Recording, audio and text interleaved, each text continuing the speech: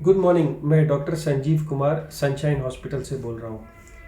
आज क्योंकि कोरोना बढ़ गया है, बहुत सारे लोगों को बहुत सारे सवाल मन में आते हैं जिनकी वजह से वो कॉल करते हैं या हॉस्पिटल जा रहे हैं। जो सबसे कॉमन सवाल है कि मेरे को कोई भी सिम्टम नहीं है, मेरा टेस्ट हुआ, मैं कोरोना पॉजिटिव हूँ। मेरे घर के पास में कोई कोरोना पॉजिटिव पेशेंट रहता है, मुझे लगता है कि मुझे कोरोना हो गया है।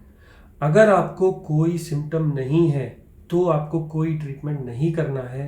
अगर आपको शक है कि आप इन्फेक्टेड पर्सन के पास गए हैं तो 14 डेज के लिए होम आइसोलेशन इज इनफ। दूसरा सवाल लोग मुझसे ये पूछते हैं कि क्या मैं कोविड टेस्ट कराऊं? मुझे डर लग रहा है, मैं कोविड टेस्ट कराना चाहता हूं।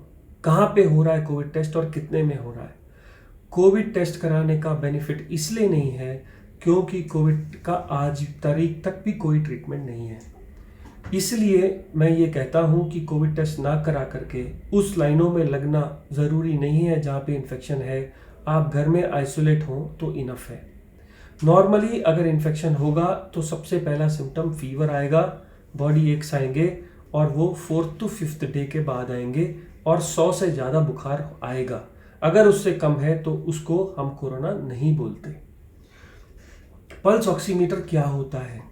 पल्स ऑक्सीमीटर एक छोटा सा इंस्ट्रूमेंट है जो आपको दुकानों पे आराम से मिल जाता है। ये हम अगर अपनी उंगली में लगाएं तो ये हमारे को एक बटन दबाते ही हमारी ऑक्सीजन सैचुरेशन बताता है। इससे हम अपने लंग्स की पावर, हमारी बॉडी की ऑक्सीजनेशन देख सकते हैं और इससे हमें ये पता लगता है कि 90 से कम सैचुरेशन वाले लोग, जिनकी ऑक्सीजन 90 से कम है, उन लोगों को हॉस्पिटल जाने की ज़रूरत है। 99% लोगों को हम घर से ही केयर कर सकते हैं। मेरे घर में एक पेशेंट है जिसको कोरोना हो गया है। हमको डर लग रहा है कि हमारे को हो जाएगा, हमारे बच्चों को हो जाएगा। उस पेशेंट को आप अलग कमरे में रखिए। एक घर का बना हुआ गाउन, ऐसा खुला गाउन जो आपके कपड़ों के ऊपर पहनाया जा सके वो पहनाइए। जितनी बार उस कमरे में जाएं या उस पेशेंट को छुएं तो ग्लव्स का यूज करिए और यूज करते ही वो ग्लव्स उसी वक्त फेंक दीजिए। वो ग्लव्स कमरे से बाहर नहीं आने चाहिए। ग्लव्स के साथ या हाथ के साथ नाक, मुंह और आंख को टच नहीं करेंगे। ये कोरोना हाथ से और बॉडी से नहीं फैलता। जब तक आप आंख, नाक और मुंह को टच नहीं करेंगे कोरोना नहीं होगा।